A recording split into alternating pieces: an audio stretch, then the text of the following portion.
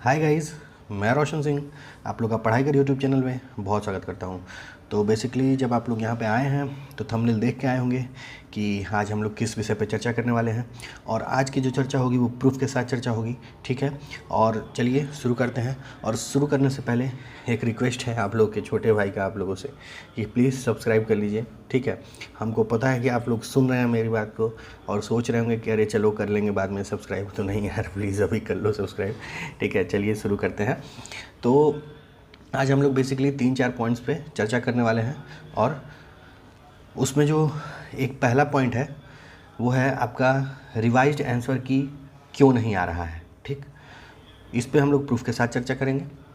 दूसरी पॉइंट जो है वो इम्पॉर्टेंट एंड पोलाइट रिक्वेस्ट आप लोगों के लिए, मतलब लेखपाल के जो छात्र हैं, एस्पिरेंट्स हैं, उन लोगों के लिए एक इम्पॉर्टेंट एंड पोलाइट रिक्वेस्ट किया जाएगा मेरे द्वारा, ठीक है। और वो भी क्यों, बहुतों लोगों की डिमांड पे, और मेरा खुद नैतिक धर्म भी बनता है कि मैं ऐसा एक पोलाइट मैसेज दूँ, ठीक है। और अपने बारे में भी उसमें बताऊँ कि मैं क्या कर रहा हूँ। And then third point is revised answer key कब तक आ सकती है, ठीक है।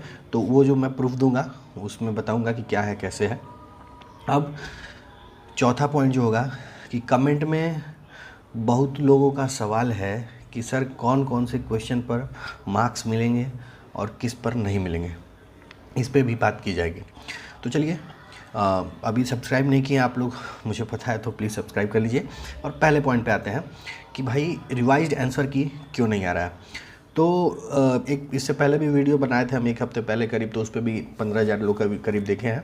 तो उसमें मैंने बताया था कि थोड़ा टाइम लग रहा है, लेकिन उसमें कई लोग बोले कि सारे यूट्यूबर्स तो यही बताते हैं कि टाइम लग रहा है, तुम भी आके यही बता रहे हो, तो तुम्हारे में और अन्य में अंतर क्या है। तो हम कहे भाई बात तो बहुत जेन्युइन है, तो हम कहे कि आप लोगों को मैं प्रूफ लेके आता हूँ और फिर बात करता हूँ कि अंतर मेरे में ये है।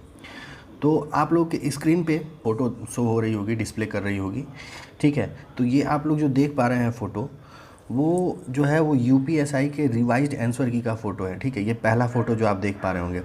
तो देखिए इसमें 1 2 3 4 5 पॉइंट है। अब इसको मैं पढ़ने वाला नहीं हूँ। और उसके नीचे आप देखेंगे तो एसआई लिस्ट ऑफ आंसर की चेंज क्वेश्चंस, तो 40 करीब 1 से 40 क्वेश्चन तक इसमें बदलाव किए गए थे, 44 क्वेश्चन तक, बाकी कुछ क्वेश्चन खारिज किए गए थे। तो आप लोग कहेंगे ये क्यों मैं बता रहा हूँ, तो ये इसलिए बता रहा हूँ कि ये प्रूफ है कि ये यूपीएसआई का आंसर की ही है। अब इसका जो सेकेंड पार्ट है, इस पे आप लोग संदेह ना करें डायरेक्टली कि भाई ये कहाँ से लेके आ गया। तो देख लीजिए, ये 44वां क्वेश्चन है। अब इसके छठे पॉइंट का रीडिंग मारते हैं। तो इसमें लिखा हुआ है, उपरोक्त भर्ती प्रक्रिया के अंतर्गत निर्गत की जा रही संशोधित उत्तर कुंजी अंतिम है। इसके पश्चात इस संबंध में किसी भी प्रकार की कोई आपत्ति स्वीकार नहीं की जाएगी। एकदम स्पष्ट शब्दों में यहाँ पे लिखा हुआ है, मैं पढ़ भी दिया, आप लोग सुन लिए होंगे। अब इसका अर्थ क्या निकलता है, तो देखिए ये वैकेंसी थी 2021 वाली, दरोगा की 2021 वाली, वो इसकी उत्तर कुंजी रिवाइज्ड आंसर की बात कर रहा है, ठीक है। लेकिन 2016 में जब रिवाइज्ड आंसर की आई थी भर्ती की, तो उस समय आप लोग को पता होगा शायद, तो 6 या 7 बार रिवाइज्ड आंसर की आई थी। जब आ रही थी तो कुछ ना कुछ गलती रहता था, ठीक है। और ऑब्वियसली रहता है, बच्चों को कोई ना कोई आपत्ति रहती है, फिर चाहे वो आयोग माने चाहे ना माने। तो ऐसे कर करके 6 या 7 बार रिवाइज्ड आंसर की आई थी। इससे पहले अन्य जो अदर एग्जाम होते थे यूपी ट्रिपल के अधीन या फिर उसमें भी, तो इतनी बार कम से कम लोग 2-4 बार तो रिवाइज्ड आंसर की आ ही जाती थी। लेकिन अब क्या हो रहा है कि पिछली बार जो ये आपके सामने में ये रिवाइज्ड आंसर की फ़ोटो लगा हुआ है, ये एक बार हम लोग आपत्ति किए थे और उसके बाद ये रिवाइज्ड आंसर की आई, और इसके छठे पॉइंट में ये लिख दिया गया कि इसके पश्चात इस संबंध में किसी भी प्रकार की कोई आपत्ति स्वीकार नहीं की जाएगी। मतलब एक बार रिवाइज्ड आंसर की आ गई भी है, अब जय श्री राम है। और ऐसा नहीं है कि इसके बाद लोगों को इसमें आपत्ति नहीं थी, यूपीएसआई के जो स्टूडेंट्स उसमें आपत्ति नहीं थी, लोग गए भी, कचहरी कोर्ट किए जो भी, लेकिन जो यहाँ पे लिख के आ गया वो आ गया। तो इसका ये अर्थ है कि आप लेखपाल से इसको इस तरह से देख सकते हैं, ये एक तरह से साक्ष्य का काम कर सकता है।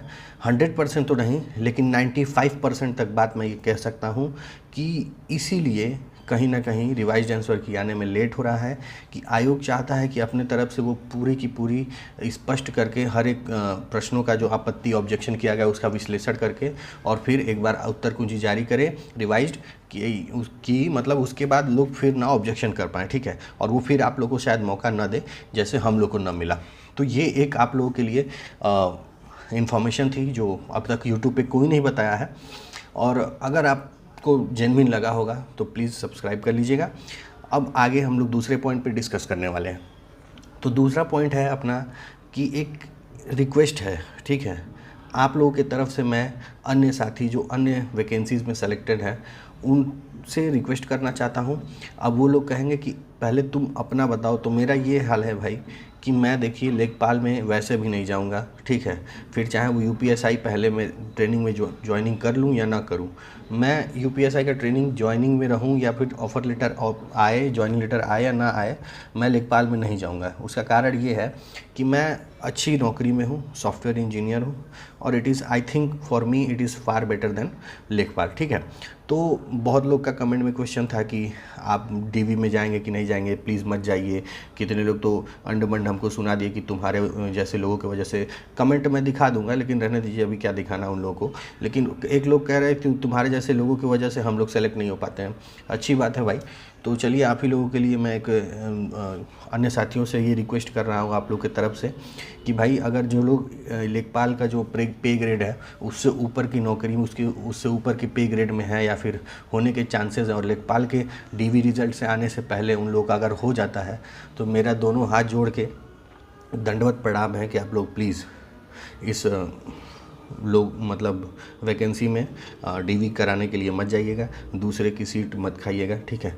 क्योंकि कहीं ना कहीं किसी की भाई, किसी की बहन और किसी के माता पिता इस नौकरी के इंतज़ार में घर में बैठे हुए हैं, ठीक है।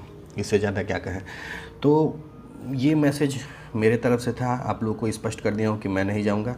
अन्य लोगों से भी, अन्य वैकेंसी जो यूपीएसआई, एएसआई, एनटीपीसी में सेलेक्टेड हैं, उन साथियों से भी मेरा रिक्वेस्ट है। और आप लोगों को अगर जेन्युइन लगा हो तो प्लीज़ इसको शेयर कीजिएगा कि अन्य लोगों तक भी ये वीडियो पहुँचे, और सब्सक्राइब कीजिएगा। अब हम लोग थर्ड पॉइंट पे आते हैं। थर्ड पॉइंट है कि रिवाइज्ड आंसर की कब तक आ सकती है। तो आप लोगों को मैं दिखा दिया हूँ प्रूफ पीछे कि भाई चांसेस 95, 98%, 99% तक यही है कि एक ही बार आप लोगों को यही जो ऑब्जेक्शन का चांस मिला था मिला है, और यही कारण है कि कहीं ना कहीं देर हो रहा है। बहुत ज़्यादा विश्लेषण और चर्चा करने के बाद उत्तर कुंजी जारी की जाएगी। तो इसका एग्जैक्ट डेट तो मेरे पास नहीं है, लेकिन फिर वही मिड सेम मतलब 15 सितंबर या फिर सेकंड वीक तक सितंबर के आने के चांसेस हैं, या फिर उससे पहले आ जाएगा या तब तक आ ही जाएगा, ठीक। अब हम लोग फोर्थ पॉइंट पे डिस्कशन करेंगे, और फोर्थ पॉइंट पे डिस्कशन नहीं करेंगे, सिर्फ बात करेंगे।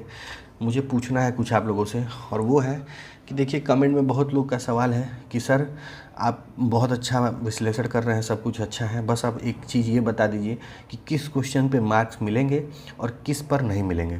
तो देखिए सबका अपना अपना पॉइंट ऑफ व्यू है, और सबके अपने अपने ऑब्जेक्शंस हैं, और सब अलग अलग क्वेश्चंस को आंसर मार्क करके आया, मतलब जो भी ऑप्शन है कि कोई ये सही मान रहा है, कोई वो सही मान रहा है। तो मेरे भी अपने पॉइंट ऑफ व्यूज़ हैं, और मेरे साइड से 2-3 क्वेश्चन हैं जिन पे मुझे लगता है कि 100% इस पर नंबर बढ़ेंगे। और अगर आप लोग को जानना है कि मैं मतलब चाहिए कि अगर मैं इस पर एक वीडियो लेके आऊँ, तो प्लीज़ कमेंट बॉक्स में बता दीजिएगा, अन्यथा मैं उस पर वीडियो नहीं लेके आऊँगा। तो थैंक यू सो मच। अगर आपको ये वीडियो जेन्युइन लगा हो, ऑथेंटिक लगा हो, तो प्लीज़ सब्सक्राइब कीजिए। और हाँ, जाने से पहले एक बात ये कि पिछले वीडियो में कुछ कमेंट्स आए थे कि भाई तुम हर बार आ जाते हो कट ऑफ का वीडियो लेके, ये लेके। तो एक चीज़ मैं उन लोगों के लिए कहना चाहता हूँ कि मैं हर वीडियो में लेके तो आया हूँ और कट ऑफ बताया हूँ। किसी भी वीडियो में मैंने कट ऑफ अलग अलग नहीं बताई, हर वीडियो में मेरा कट ऑफ सेम है, मैं अपने बात पे कायम हूँ।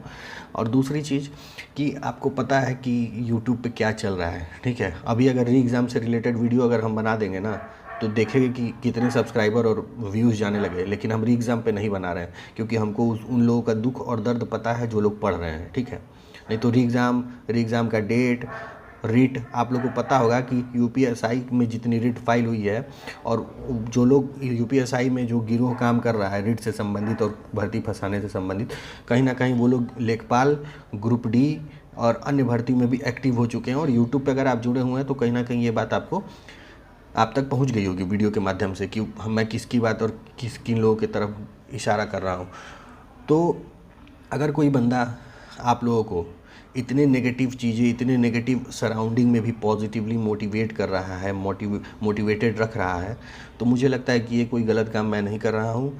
और अगर आप लोगों को लगे तो जैसा हो उचित बताइएगा। Thank you so much, please subscribe and support.